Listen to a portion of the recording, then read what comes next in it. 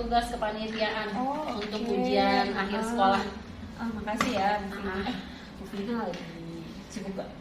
Enggak sih, cuma tadi dapat tugas buat bagi-bagi ini aja. Boleh nggak Apa, aku cerita sedikit? Boleh, boleh. Jadi kemarin itu kan Pak Afif nelfon saya, Hmm. terus beliau minta untuk saya luangkan waktu saya karena ada yang mau dibicarain itu hari ini. Kayaknya sih terkait sesuatu hal yang sedang Pak Afif pikirin deh Bu. Nah saya teringat deh, kayak waktu Bu Ervina kan udah sering nih melakukan coaching, kayaknya kemungkinan besar nih ya Bu Pak Afif ini mau saya untuk memandu beliau gitu dalam sesi coaching. Nah, saya pengen tahu deh Bu kiat-kiat dalam melaksanakan coaching itu saya nanti harus seperti apa ya berhadapan dengan Pak Afif, seperti itu. Mohon Luar biasa banget nih. Saya seneng malah Bu. Berarti saya sudah punya partner nih. Aduh. Ya kan? Nanti kita jadi agen perubahan. Amin, Dimana amin. kita bisa menularkan rekan-rekan kita di sekolah kita ini untuk bisa satu sama lain memberikan kontribusi positif melalui sesi coaching. Gitu kan ya. Pada dasarnya kan guru-guru kita itu guru-guru hebat ya, yang punya potensinya masing-masing. Cuman manusia itu kan dinamis. Nah, ketika dinamis itu banyak faktor yang menghambat untuk kita bisa berpikir jernih, untuk kita sekedar menyelesaikan masalah, itu kadang banyak faktor penghambatnya. Jadi saya apresiasi banget Bu Dimas Ari ini sudah terbuka nih dalam artian mau mencoba, ya kan? Dan saya berharap tidak berhenti sampai Pak Afif aja, akan ada teman-teman kita lain yang mungkin nanti akan meminta di coaching sama Bu Dimas Ari. Sebenarnya gampang Bu, ya. Kuncinya coaching itu sebenarnya kita hanya mengantarkan. Secara historisnya seperti itu. Jadi kita mendampingi, mengantarkan sampai istilah kata mitra, klien atau coaching kita itu bisa mencapai tujuan yang dia harapkan. Intinya itu dulu kita harus pahami. Nah, berikutnya untuk mencapai coaching yang ideal, maka perlu istilah kata kalau kita mungkin di dalam kegiatan sekolah tuh ada juknisnya gitu ya Bu ya. Nah, coaching pun sama, ada juknisnya. Nah, kalau saya dan teman-teman yang mungkin lebih dulu mempelajari coaching Bu, ada metode atau model coaching yang sekiranya memudahkan kita.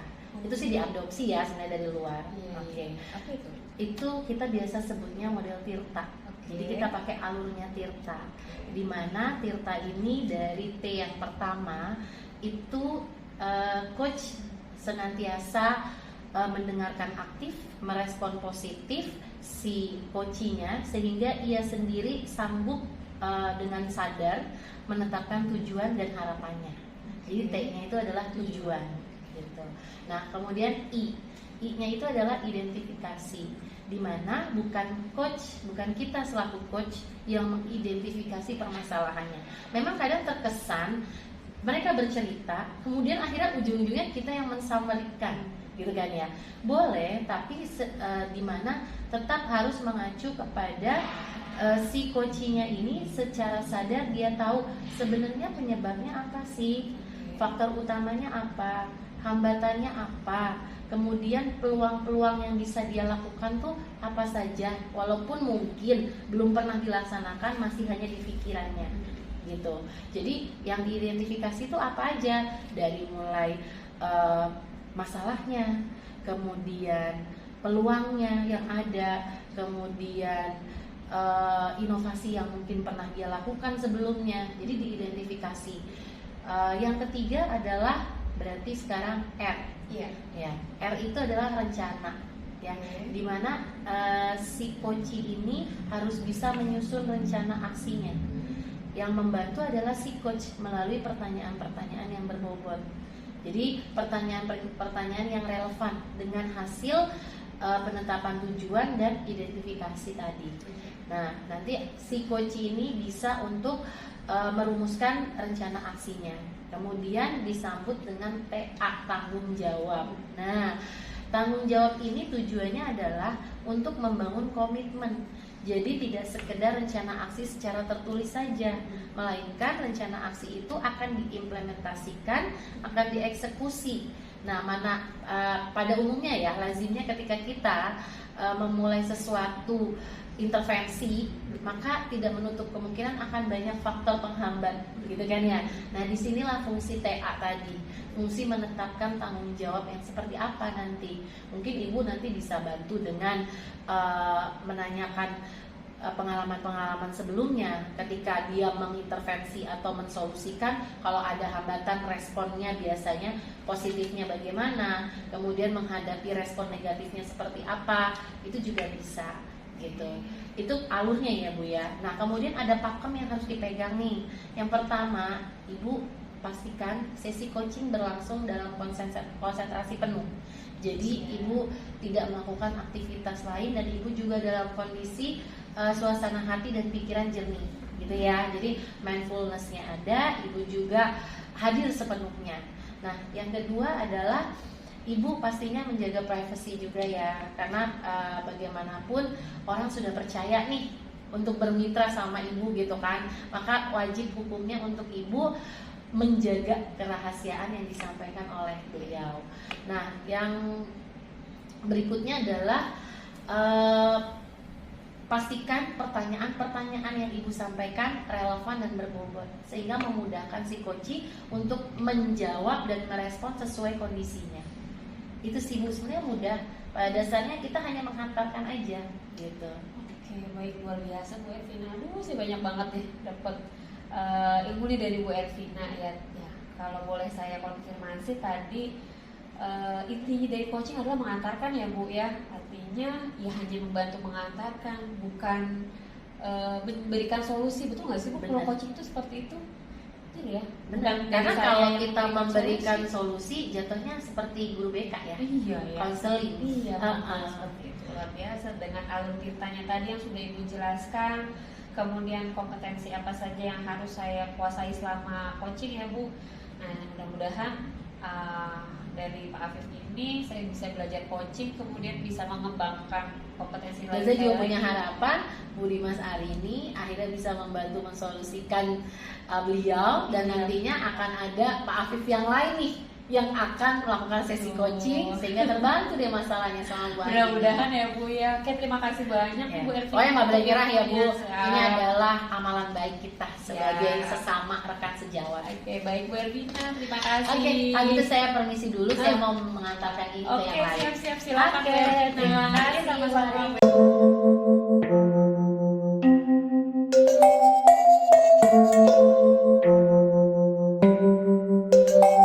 Telepon dulu.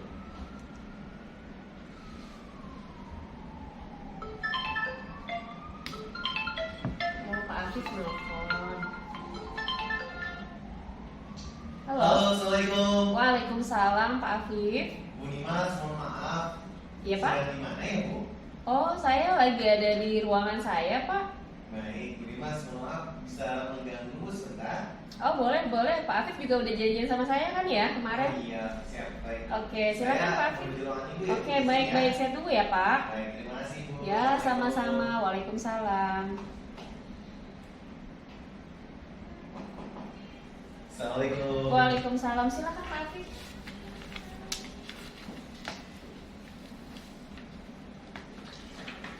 Ya, silahkan duduk. Halo, Bu Dimas. Iya Pak Afif. Apa kabar, Bu? Alhamdulillah. Pak Afif sendiri gimana? Alhamdulillah, baik Bu. Dalam keadaan baik hari ini? Alhamdulillah. Alhamdulillah. Jadi gimana? Kemarin telepon saya, katanya hari ini mau ngobrol-ngobrol nih. Benar, baik Bu Dimas. Jadi saya mau izin ganggu waktu Ibu nih, Bu, yang lagi Oh, sibuk banget nih. enggak. Saya kebetulan lagi sudah selesai pekerjaan yang utama ini. Nah, siap buat mendengarkan Pak Afif. Jadi gimana Pak? Baik, alhamdulillah. Iya Bu, jadi saya terus terang bahkan ini lagi agak bingung saya Bu. Kenapa tuh? Jadi ada beberapa anak Bu, ya, termasuk ya anak-anak kita juga anak di sekolah. Jadi mereka ini ketika sudah waktunya pulang, nggak langsung pulang ke rumah, melainkan mereka ini nongkrong-nongkrong dulu Bu. Apalagi nongkrongnya itu masih menggunakan seragam gitu ya Bu, dan di tempat tongkrongan-tongkrongan yang konotasinya kalau dilihat oleh orang-orang lain tongkrongan-tongkrongan yang kurang positif seperti itu sih Bu. Oke. Baik Pak Afif, tapi sebelumnya nih saya mau memastikan dulu bahwa apa yang kita bicarakan ini hanya bersifat antara kita aja ya Pak ya. Jadi kerahasiaannya insya Allah terjaga, jadi hanya antar kita aja. Kalaupun ada hal-hal yang saya mungkin catat atau saya rekam, itu saya dokumentasikan, itu hanya untuk pembelajaran kita saja dan hanya sebatas sampai situ. Itu ya Pak Afif ya. Baik, Nah kemudian tadi Pak Afif sudah mengutarakan keprihatinannya Pak Afif mengenai peserta didik yang tidak langsung pulang ke rumah ya Pak ya, tapi nongkrong-nongkrong dulu, dan tongkrongannya ini sudah bersifat konotasi negatif maksud saya. Jadi tongkrongan yang kurang baik gitu. Nah, melalui sesi coaching yang kita akan laksanakan kurang lebih 15-20 menit, sebenarnya apa sih yang Pak Afif harapkan? Tujuan dari kita melaksanakan coaching, Pak Afif meminta saya gitu ya untuk dalam waktu ngobrol-ngobrol, sebenarnya apa sih yang mau Pak Afif capai gitu? Baik, kalau dari sisi saya secara pribadi saya paham Ibu, anak-anak ini punya energi yang banyak meskipun belajar sampai sore ya Bu, ya sampai jam 3 misalnya, dari jam 6:30. Nah, tapi di sini yang saya perhatikan, ketika ada waktu luang, kenapa tidak digunakan untuk hal yang lebih positif? Sekalipun misalnya anak-anak misalnya lelah atau capek, kan bisa istirahat langsung ke rumah kan. Jadi saya mengharapkan di sini anak-anak bisa ketika sudah waktunya pulang, ya jika memang ternyata mau mengisi dengan aktivitas lain, ya aktivitasnya sebisa mungkin aktivitas yang jauh dari aktivitas yang kurang positif. Ataupun misalnya kalau mau aman, mau istirahat, ya langsung pulang ke rumah, langsung istirahat. Baik. Maaf, tadi saya agak sedikit koreksi, maksudnya yang kurang baik ya, artinya dalam arti negatif gitu, bukan positif. Jadi saya konfirmasi lagi keprihatinan Pak Afif ini terhadap tadi ya anak-anak yang nongkrong, kemudian padahal Pak Afif melihat bahwa mereka ini masih muda, punya energi berlebih gitu ya Pak, kenapa nggak digunakan untuk hal-hal yang lebih positif gitu kan? Kalaupun memang sudah tidak ada kegiatan, Pak Afif menginginkan anak-anak ini untuk langsung pulang gitu ya Pak ya, nggak usah nongkrongan. Kalaupun ada kegiatan ya isilah dengan kegiatan yang lebih positif, yang lebih bermanfaat. Nah, menurut Pak Afif di sekolah kita atau yang Pak Afif laksanakan lah secara mandiri, sudah adakah program-program atau kegiatan-kegiatan yang bisa mengcover nih? Kan tadi Pak Afif melihat menyoroti bahwa mereka punya energi yang lebih nih, makanya kenapa setelah capek pulang sekolah nih mereka nggak langsung pulang, tapi nongkrong-nongkrong dulu. Nah, Pak Afif melihatnya seperti apa? Baik, jadi kalau lihat ini Bu, sebenarnya dari sekolah juga sudah ada antisipasi. Jadi ada program-program eskul yang berupaya memfasilitasi minat dan bakat siswa. Di sana juga jika hal itu dimanfaatkan dengan baik oleh seluruh anak-anak, ya anak-anak tentunya akan mengisi waktu-waktu luangnya dengan hal-hal yang lebih bermanfaat dibandingkan dengan nongkrong saja. Nah, cuman beberapa anak-anak ada juga yang nggak mengikuti eskul gitu, jadi mereka nggak ikut eskul, hanya ya mungkin mereka mikirnya lebih suka main-main, gitu kan, kumpul sama teman, ya, dibandingkan dengan mengikuti eskul seperti itu. Oke, baik Pak. Selain dari kegiatan ekskul, menurut Bapak, apakah ada lagi yang sudah sekolah ataupun Bapak lakukan? Ya, jadi yang selain itu pun sekolah juga sudah membuat kelompok-kelompok belajar sebenarnya Bu ya. Jadi kelompok belajar dengan tutor sebayanya, namun ya hal tersebut juga masih kurang efektif berjalannya. Oke. Baik, kalau yang tadi menurut Pak Afif, sebenarnya dari program-program sekolah gitu ya, maupun mungkin yang sudah digagas oleh Pak Afif sendiri atau maupun rekan-rekan guru, ini kan sebenarnya sudah bisa lah ya, sudah bisa untuk mengcover atau memfasilitasi nih ya anak-anak untuk berkegiatan sebenarnya selain kegiatan tentunya yang utamanya kegiatan KBM gitu ya di sekolah. Cuma tadi saya menyoroti ada yang tidak ikutan ekskul gitu dan lain sebagainya. Nah, menurut Pak Afif berarti program-program ini sudah seefektif apa? Ya, sebenarnya tujuannya sudah baik, sudah dilaksanakan, namun mungkin kurang pengawasan atau kontrol. Oke. Seperti itu. Jadi ada, saya garis bawahi, kurang pengawasan atau kontrol ya. Menurut Pak Afif, pihak-pihak mana saja yang bisa yang bisa dilibatkan gitu ya, untuk agar program-program yang sudah ada nih dari sekolah maupun dari secara mandiri ya yang dilakukan oleh guru-guru ini menjadi lebih optimal lagi. Dukungan apa gitu atau siapa yang harus diajak terlibat di dalam program ini. Baik, jadi saya yakin yang paling utama itu adalah dari guru BK, ya, jadi untuk menangani dan juga memberikan konsultasi pada anak-anak, kemudian juga dari pembina eskul, pelatih eskul pun juga turut serta, juga wali kelas serta wakil bidang kesiswaan yang menangani dari pihak eskul juga di sana. Jadi harus ada koordinasi yang baik dengan orang tua juga perlu, bahkan dengan masyarakat juga perlu juga. Bagus. Karena masyarakat kan khususnya tempat-tempat yang titik-titik yang menjadi tempat tongkrongan anak-anak. Jadi nanti ketika sudah kerjasama dengan masyarakat, misalnya ada anak-anak kita yang nongkrong di sana, minta tolong untuk diinfokan ke pihak sekolah, jadi sekolah juga bisa langsung menangani. Baik, cukup bagus sih Pak Afif kalau saya lihat ya dari apa yang Pak Afif tuturkan, semuanya bersinergi dari seluruh warga sekolah gitu, dari guru BK-nya, pembina ekol, wakil, guru-guru, bahkan itu ya seluruh guru gitu, guru bahkan karyawan mungkin ini melakukan koordinasi. Jadi sudah ada kolaborasi antar warga sekolah. Kemudian ditambah lagi dengan orang tua. Kita hanya bisa di sekolah gitu ya, tapi ditambah lagi sama Pak Afif tadi peran orang tua. Ditambah lagi Pak Afif tadi menggagas dengan berkolaborasi dengan masyarakat sekitar. Saya rasa ya apa yang sudah Pak Afif utarakan tadi ya cukup mengcover itu semua gitu.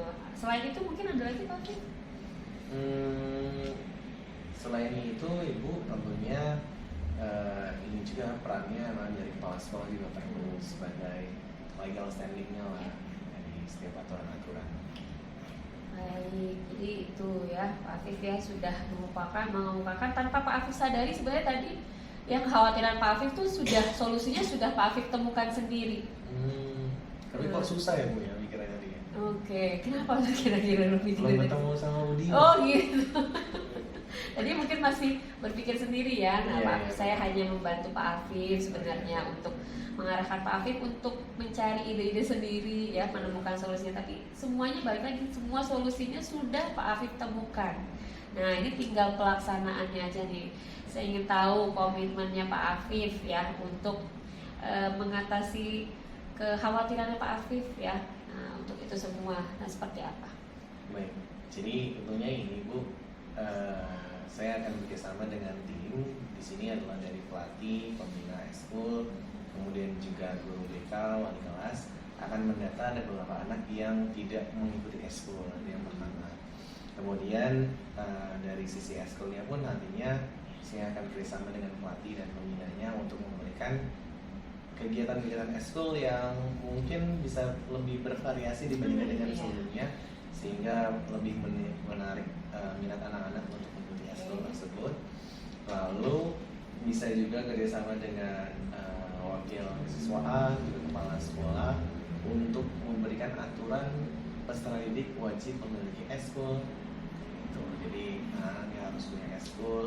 Kemudian juga nantinya bisa koordinasi juga dengan wali kelas serta orang tua serta warga setempat, bahwasanya ketika jam pulang atau misalnya tidak ada kegiatan eskul tertentu, anak-anak bisa langsung dilaporkan untuk langsung pulang dan memberikan laporan apabila ada anak-anak di sekolah kita yang terindikasi nongkrong atau melakukan kegiatan yang kurang bermanfaat. Baik, luar biasa. Di bagian akhir Pak menambahkan tuh ya kerjasama lagi dengan pelatih gitu ya, pembina untuk mencari-cari lagi kira-kira mungkin ada nggak sih ekskul yang mereka minati sebenarnya tapi belum di cover gitu sama sekolah. Sangat aspiratif sekali gitu ya Pak Afif ya, siapa tahu ada keinginan-keinginan mereka yang belum selama ini tercover oleh pihak sekolah.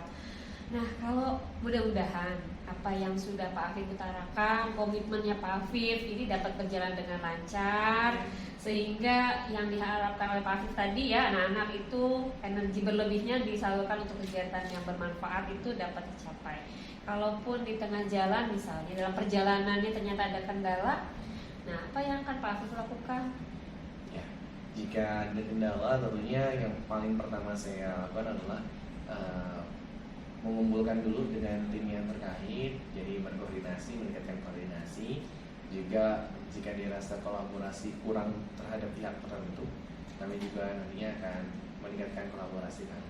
Oke, baik. Jadi saya sangat berharap gitu ya bahwa ini yang programnya sudah bagus, tadi ide yang kreatif dari Pak Afif akan terlaksana dengan sangat baik. Gitu. Nah, saya juga jadi penasaran akan melihat hasilnya seperti apa. Gitu. Itu aja Pak Afif. Ada lagi yang ingin disampaikan mungkin? Cukup Ibu, saya terima kasih banyak berkat Ibu jadinya saya bisa memikirkan solusi-solusi lain yang tadi mungkin nggak kepikiran sebelum ketemu Bu Dimas.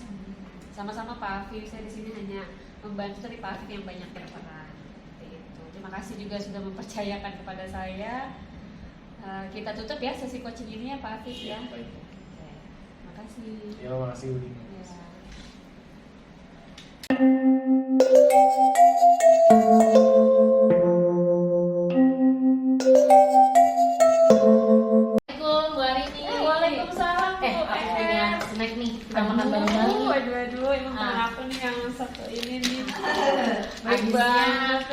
Kelihatannya serius banget hari ini. Aku mau nanya, kan kemarin saya lihat kayaknya Pak Afif nih ada perubahan setelah sesi coaching. Oh gitu, Bu Ervina ketemu sama Pak Afif? Ya saya malah sempat ngobrol sama gitu. beliau. Bahkan beliau ngajakin saya untuk membantu menggerakkan ide-idenya beliau. Luar biasa. Iya Bu jadi kemarin tuh akhirnya terjadilah sesi coaching. Saya sempat nervous sih sebenarnya Bu cuma saya ingat-ingat lagi tadi, ingat-ingat lagi panduan dari Bu Ervina tuh mengenai alur tirta, kemudian kompetensi apa yang harus saya kuasai dan lain sebagainya. Nah dimulailah saya dengan menanyakan tujuannya Pak Afif melakukan coaching itu apa. Nah ternyata beliau punya keprihatinan nih Bu, anak-anak kita kalau pulang sekolah kan suka nongkrong-nongkrong tuh ya Bu ya. Iya. Namanya anak SMA ya Bu ya, punya energi yang lebih kali ya. Kalau yang bisa ikutan ekskul sih dia ikut ekskul ya Bu, tapi ada juga anak-anak kita yang enggak kan ya. Minatnya belum ada. Iya betul, akhirnya jadinya nongkrong-nongkrong ya, nongkrong-nongkrongnya juga yang negatif gitu ya Bu, ke arah negatif. Jadi Pak Afif punya keprihatinan itu. Kemudian beliau mengidentifikasi ya dari permasalahan tersebut sampai beliau sendiri Bu sebenarnya Bu yang punya rencana-rencana apa sih Bu? Jadi berhasil dong ya.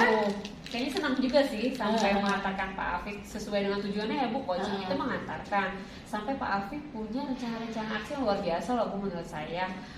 Melibatkan banyak pihak Bu, berkolaborasi mulai dari guru BK, guru mapel, wali kelas, wakil-wakil, kemudian udah pasti kepala sekolah ya Bu, kepala sekolah, kemudian juga dengan pembina ekskul juga Bu, dan warga sekitar juga Bu. Jadi menurut saya kolaborasinya lintas elemen lah Bu. Bener banget Bu, karena beliau tuh ngajakin saya, karena memang kan Ibu tahu kan, saya kan pembina KIR, terus juga wali kelas juga. Nah beliau minta, mungkin karena saya sama beliau itu istilah kata satu generasi lah ya, jadi untuk menggerakkan wali kelas yang lain, membantu beliau untuk saya menggerakkan KIR ini, karena KIR ini sebenarnya cakupannya luas ya. Nah di mana di dalamnya tuh bisa ada minat-minat anak-anak kita yang bisa dikembangkan. Dan saya berpikir gini, wah ini kayaknya hasil coachingnya Bu Ari ini. Tapi Pak Afif sendiri sih Bu yang punya potensi ide-ide kreatifnya juga, sampai beliau juga akhirnya juga memberikan ide mau mencoba menggali minat potensi anak-anak lagi Bu. Siapa tahu nih Bu, di sekolah kita kan yang terdaftar nih ada ekskul termasuk ekskulnya Bu Ervina nih ya, mungkin ada juga ekskul yang ternyata anak-anak tuh minat nih, tapi selama ini belum terfasilitasi nih oleh pihak sekolah. Beliau sampai berpikiran gitu loh Bu, luar biasa. Jadi beliau mau sampai intervensi ke RI 1 gitu ya. Benar luar biasa. Jadi Bu, saya apresiasi banget loh Bu, beneran Ibu baru pemula ya kan, tapi udah berhasil mengantarkan Pak Afif untuk bisa setidaknya mengembangkan pikirannya yang mungkin sebenarnya beliau punya, cuman karena butuh orang ketiga tadi untuk menghidupkan pikiran-pikirannya gitu. Jadi mudah-mudahan coaching dengan Pak Afif itu menjadi pembuka ya Bu, saya nanti bisa mengembangkan lagi kompetensi. Tapi emang yang poin penting yang saya garis bawahi adalah mengatur diri saya sendiri ya sebagai coach itu untuk tidak memberikan solusi Bu, menahan diri untuk tidak memberikan solusi. Itu seperti itu. Makasih banyak nih Bu Ervina nih buat snacknya. Anggap aja ini hadiah ya Bu. Oh, hadiah atas keberhasilan. Makasih banyak. Keberhasilan Ibu yang sudah selesai sesi coaching sama lebih banyak ilmunya, baik dikasih hadiah lagi. Makasih banyak Bu Ervina. Makasih sama-sama.